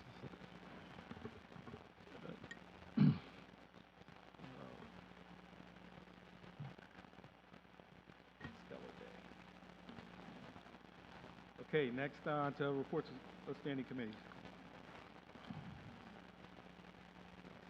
Ms. Keegan. Thank you, Mr. President. The Finance Committee met on, where are we? July 15th. And during that meeting, we discussed our upcoming documentation request for the upcoming budget session, which will be coming to legislation in our August 3rd meeting as a resolution. Thank you. Mr. Hoey. Thank you, Mr. President. The Public Safety Committee met tonight on Monday, July 20th, 2026, to discuss a candidate for the CPRB. The candidate was approved with a positive recommendation, and will be a background check will be done, and then pending that will be brought in front of the full council. Thank you. Thank you, Mr. Hoey. Ms. Samer. Thank you, Mr. President. The Planning, Land Use, and Development Committee met July 6th to discuss the reappointment of 2 members of the Sustainability Commission. We also had a presentation from the Vice Chair of the Commission giving us an overview of what the Commission has done and is currently doing. Thank you. Thank you. Any further committee reports? Okay, seeing none, on to consideration of local laws. Mr. Flynn. Thank you, Mr. President. I noticed local law O of 2026 and ask for its introduction. Madam Clerk, please read the law. A local law amending the charter of the City of Albany in relation to amending Article 2 to establish ranked choice voting for City of Albany primary and general elections. Thank you. Ms. Farrell. Thank you, Mr. President. That will go to the Law Committee. Okay, thank you. Mr. Hoey. Thank you, Mr. President. I notice local law P of 2026 and ask for its introduction. Thank you. Madam Clerk? A local law amending Part 1, Department of Police, and Part 3, Department of Public Safety, of Chapter 42, Boards and Commission of the Code of the City of Albany in relation to establishment of police disciplinary procedures and creation of a public safety officer. Ms. Farrell? Thank you, Mr. President. That will go to Public Safety. Thank you. And oh, no, never mind. Okay. Ms. Brody?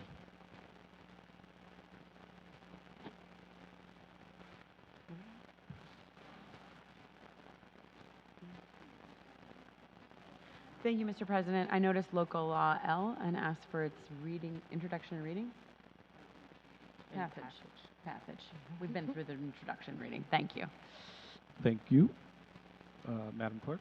A local law amending Chapter 99, Website Financial Data of the Code of the City of Albany by updating existing financial reporting requirements applying to the city auditor and adding requirements applying to the treasurer and Department of Administrative Services.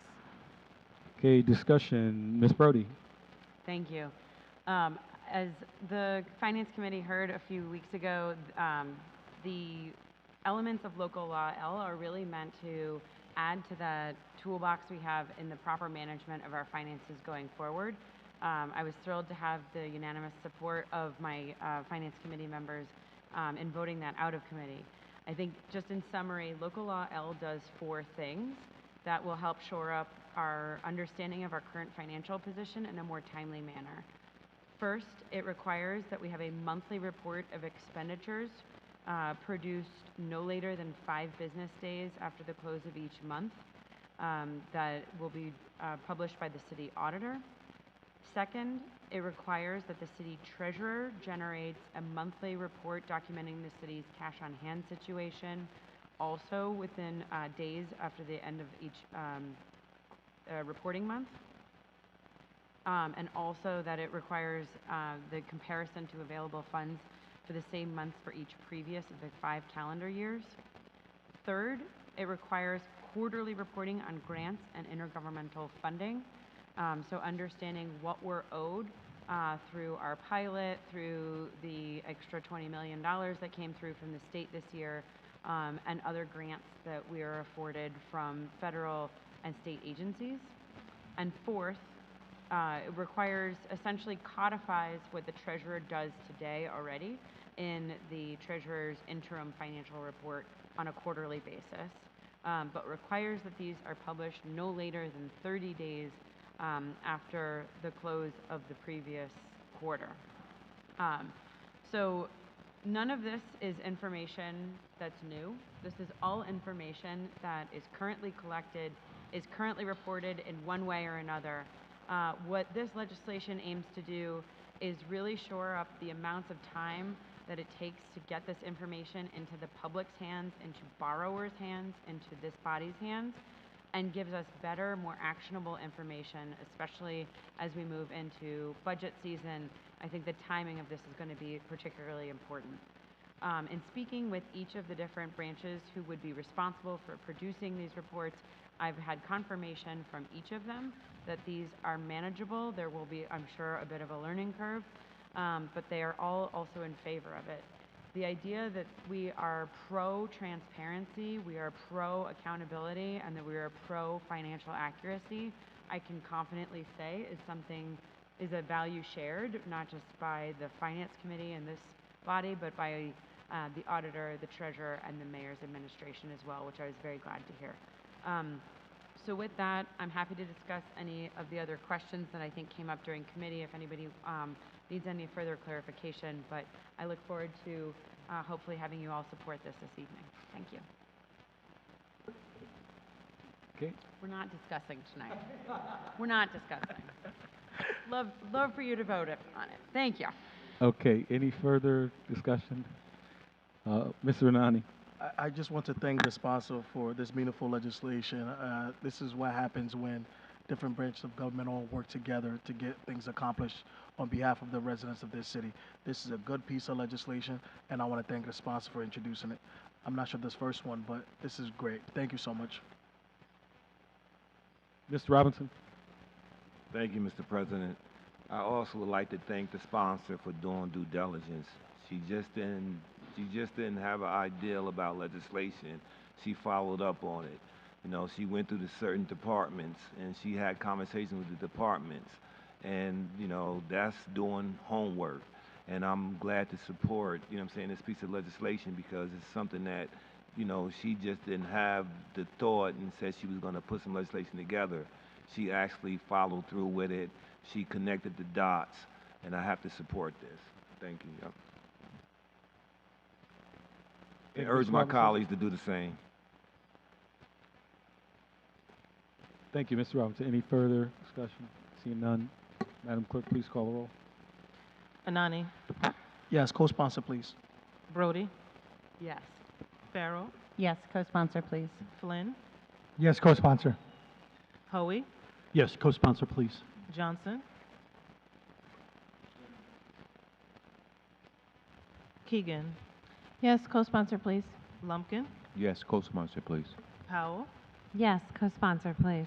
Robinson. Yes. Williamson. Yes, co-sponsor, please. Zamer. Yes, co-sponsor, please. 11 in the affirmative, 1 abstention. The motion passes.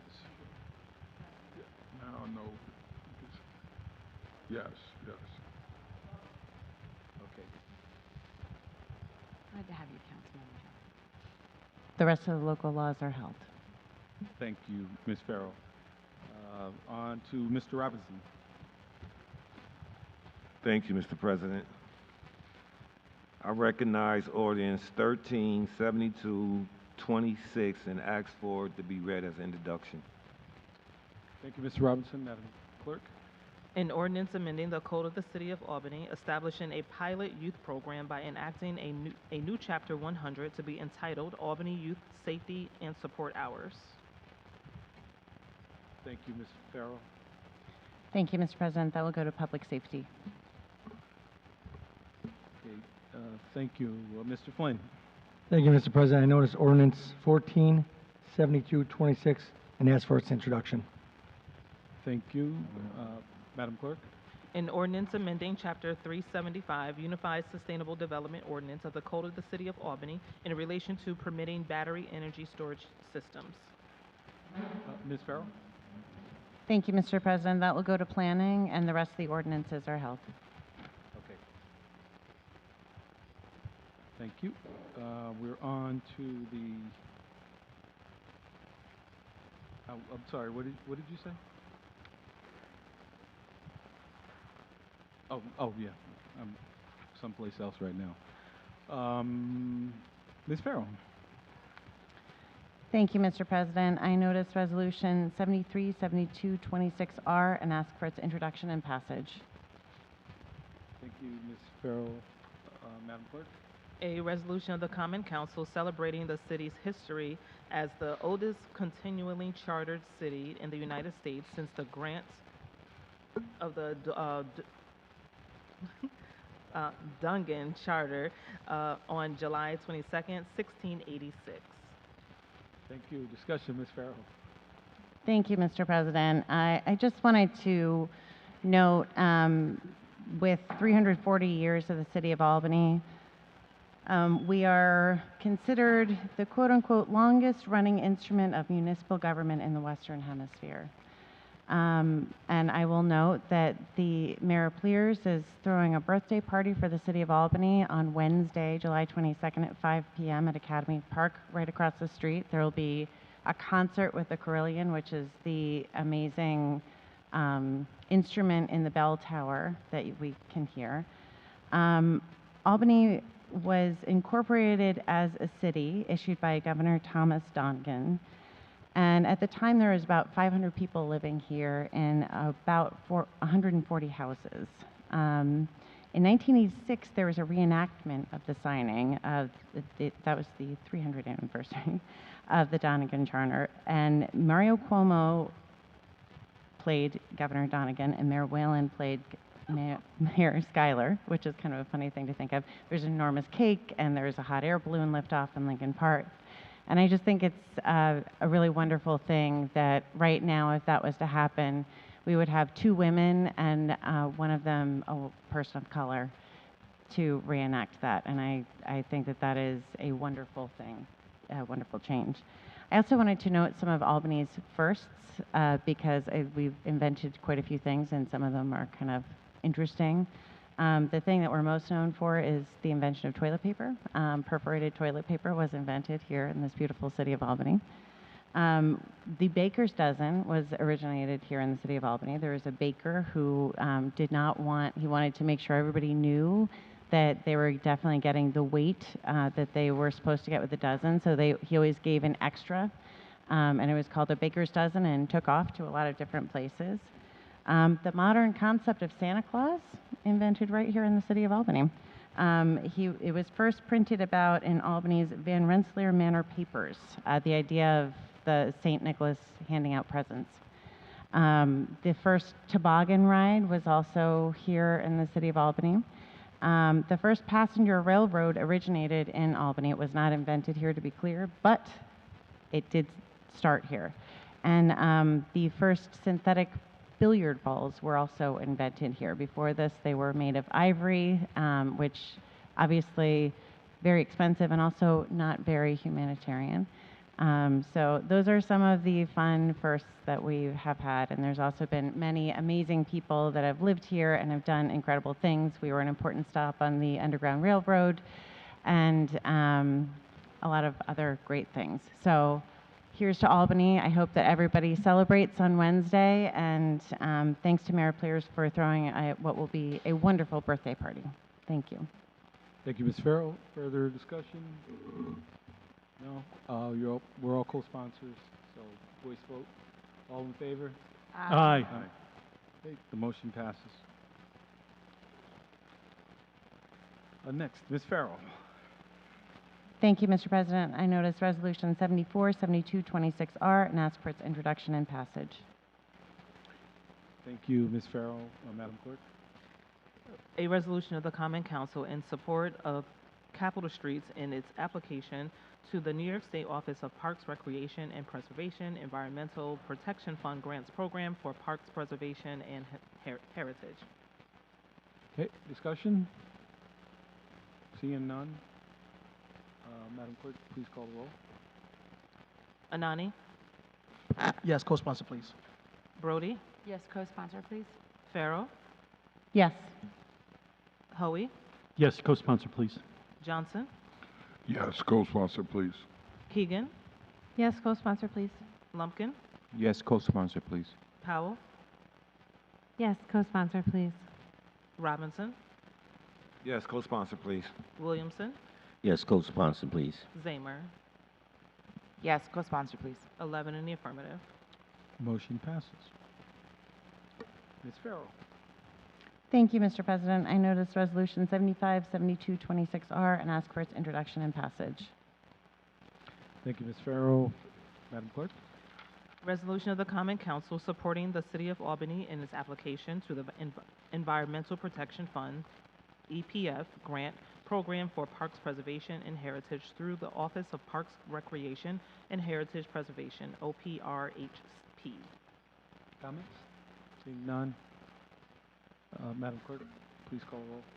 Anani? Yes, Brody? Yes, co-sponsor, please. Farrell? Yes. Hoey?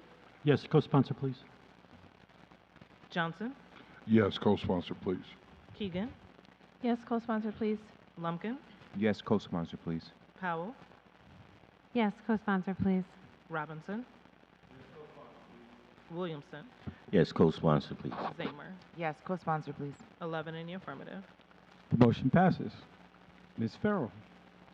Thank you, Mr. President. I notice Resolution 76, 72, 26R, and ask for its introduction and passage. Resolution of the Common Council supporting the City of Albany in its application to the New York State Department of State Local Waterfront Revitalization Program. Any discussion? Seeing none, Madam Clerk, please call the roll. Anani, Yes, co-sponsor, please. Brody, Yes, co-sponsor, please. Farrell, Yes. Flynn, Yes, co-sponsor. Hoey, Yes, co-sponsor, please. Johnson, Yes, co-sponsor, please. Keegan, Yes, co-sponsor, please. Lumpkin, Yes, co-sponsor, please. Powell, Yes, co-sponsor, please. Robinson, Williamson, Yes, co-sponsor, please. Zamer. Yes, co-sponsor, please. 12 in the affirmative. The motion passes. Ms. Farrow.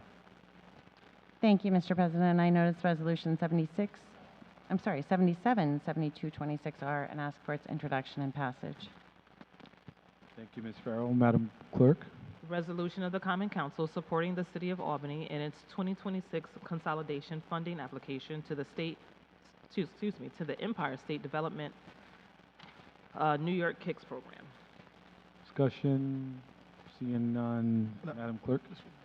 Mr. Nani. Yeah, thank you. And I fully support all these resolutions, but definitely some that stands out, particularly the Empire State Development Kicks program. As many of us, we always try to encourage improvements on many of our public spaces, whether it's basketball courts, soccer fields, a whole host of public space that many of our youths utilize in our city. Creating opportunities for our youth is really making a lasting difference in our city.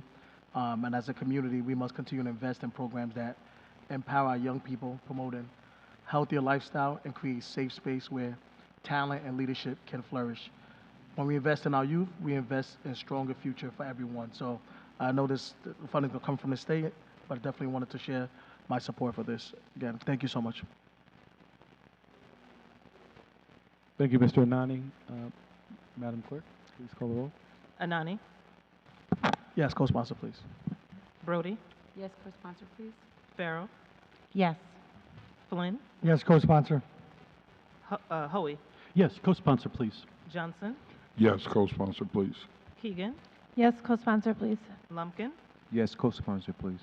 Powell, Yes, co-sponsor, please. Robinson, Williamson, Yes, co-sponsor, please. Zamer. Yes, co-sponsor, please. 12 in the affirmative. The motion passes. Okay, Ms. Zamer. Thank you, Mr. President. I notice Resolution 78, 7226R, and ask for its introduction. Thank you. Madam Clerk.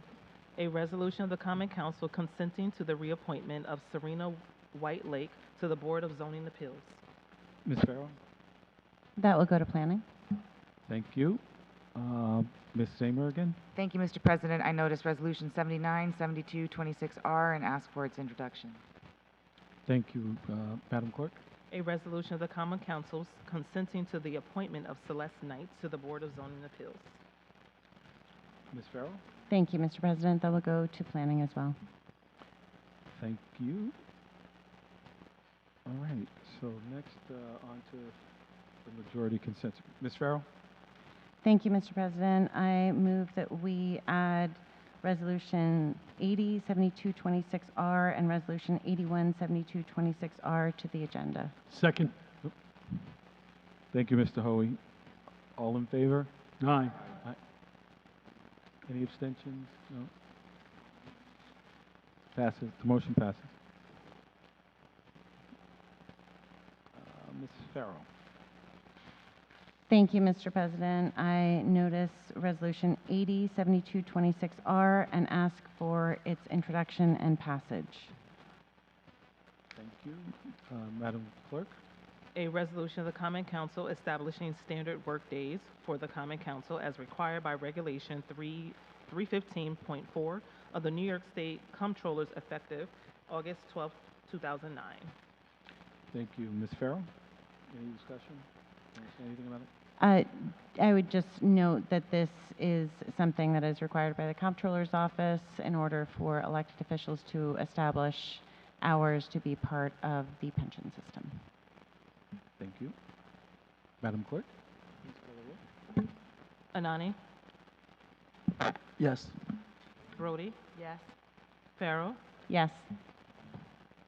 Flynn, Yes. Hoey, Yes. Johnson, Yes. Keegan, Yes. Lumpkin, Yes. Powell, Yes. Robinson, Williamson, Yes. Zamer, Yes. 12 in the affirmative. Motion passes. Ms. Farrell. Thank you, Mr. President. I notice Resolution 817226R and ask for its introduction. Thank you, Madam Clerk. A resolution of the Common Council approving a transfer of budgeted funds and a change in the authorized positions included in the 2026 city budget, which will affect a salary rate or salary total. Okay, any discussion? Ms. Farrell? Nope, but that will be assigned to the Finance Committee. Okay. Oh, it was in it. Thank you. Okay, so that's it for the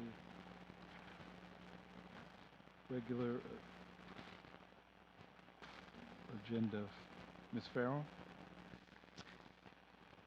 Motion to adjourn?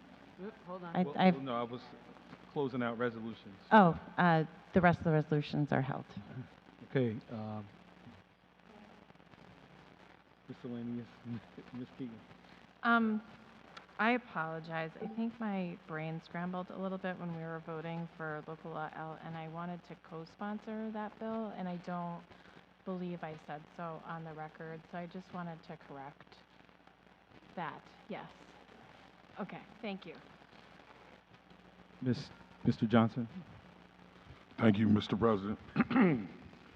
I know we all lose people, and there's been a lot of losses in the last month, but I just wanted to talk about two of them in particular. Miss Freda, I only knew her by Freda. I didn't think I learned her last name until she passed away. I believe it's Peretz, if I'm saying it right. But just a small Jewish giant who was a huge advocate on many inner city issues, especially with the school district. And she's somebody that came in my life and had a huge impact. And I didn't talk about her initially because I just wanted to show respect to her family. But for a person to just move up to Albany and work her way into the hearts of many, to advocate on issues that weren't particularly important to many of the people that she probably grew up around, it was just heartfelt when I got the phone call and learned that she had passed on. You know, I'm gonna miss the invitation at Thanksgiving, just to come over there and sit with her and other advocates, people that were still fighting for things to get better, way past the time that they should have been fighting. And I'm forever grateful to the friendship that blossomed just by meeting. You know, sometimes you don't know what's going to happen when you go to meetings, when you are fighting for things. Sometimes you just make connections and they just grow so strong. And so I just wanted to say rest in peace, Freda. Job well done, and you're gonna be missed. And secondly, I want to talk about Bishop McKinley Johnson, you know, who all my life he's been fighting for good in the city. He's been a religious constant, a great man, you know, somebody that I knew on a personal level growing up. He was just Uncle Kenny. And we weren't blood related, but we were love related and loved on each other all the way to the end. And the thing that stood out and stands out the most about him is, you know, through all the years, you know, he had a strong voice and he wasn't scared to put that voice behind issues, definitely inside the church, but outside the church. And, you know, his family has a long rooted history with the city. His father, Jack Johnson, is responsible for many people's migration from Mississippi to the city. And, you know, McKinley Johnson worked his way all the way up to bishop in the Church of God in Christ, and that's a big honor. It's a huge honor, and you know, many Johnson men know what it is to be a Johnson, and he definitely was a Johnson all of the time. He used his voice, he used whatever he could to help people, and just somebody that I always respected, always could count on, and just wanted the record to reflect, you know, my sentiments, how I felt about Bishop Johnson. And again, I say, job well done. Thank you, Bishop. Thank you. Thank you, Mr. Johnson. Mr. Hoey? Thank you, Mr. President. I just wanted to say, last week I had to go to the American Federation of Teachers Convention down in Washington, D.C., and we had a night where we spent at the African American Cultural and History Museum. I hope I got the title right. And it was just amazing. They had 4 floors. I saw Henry Johnson's picture put up with the Medal of Honor, along with other black servicemen who had served and received the Medal of Honor, but also in sports, in community. It really opened my eyes, you know, as a white person. You know, I don't understand some of the things, but that trip to that museum was, for me, very inspirational. And I just wanted to put it out there. If you're ever down in Washington, make sure you visit that museum because it is very, very informative and educational. Thank you. I just wanted to say that Shanique was going to have a lot of work with these petitions. I just want to follow up on what Jeannie said about it. But the County Board of Elections is helping him, but it's not work that you were planning on doing, so we appreciate your work on that. Thank you, Mr. Flynn. Ms. Farrell? Motion to adjourn. Second. All in favor? Aye. Meeting adjourned.